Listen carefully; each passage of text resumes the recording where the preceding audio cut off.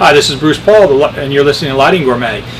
This video is on bullet and landscape accessories, kind of a hodgepodge of little things that are important that grouped into one video. First thing is the connection. This is a wire connector. A lot of installers will cut the wire, strip them, and hardwire them with wire nuts and tape them up and seal them up. We prefer not to do that. When you do that, if you lose any kind of connection, because you cut every connection, that's a failure point at every fixture, potential failure point. If you use a connector like this, your main wire run from the transformer is pure. Nothing's going to happen to it unless it gets cut. So if a fixture fails, it has no impact on anything downstream. And so we like to use connectors. This happens to be the Hinckley connector.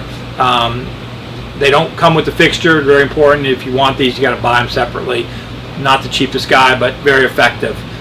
Once you get used to working with them, it's very cool.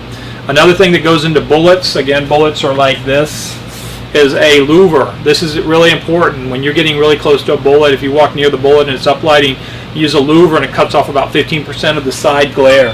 So louvers are very effective when you've got them near a front entry and you want to just cut down where somebody's noticing the light source as they walk by the bullet. Use a louver. It looks like a little black honeycomb.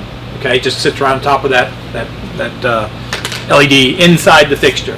And then another specialty lens, we use a ton of them. A lot of people don't even know what they are. A lot of installers don't have any clue what they are. This is a spread lens. There's a linear spread lens that spreads the light like a fan without stretching it this way. And then there's a general spread lens which spreads the light everywhere. It's also considered a softener. If you use a spread lens correctly, it takes away about 15% of the light. It also gets rid of light rings. So we use spread lenses in all kinds of applications as well. They're not cheap. Again, they're $10, $12, $14 sometimes around what product you're using, but they're critically important to really make a job a 10 on the scale of perfection.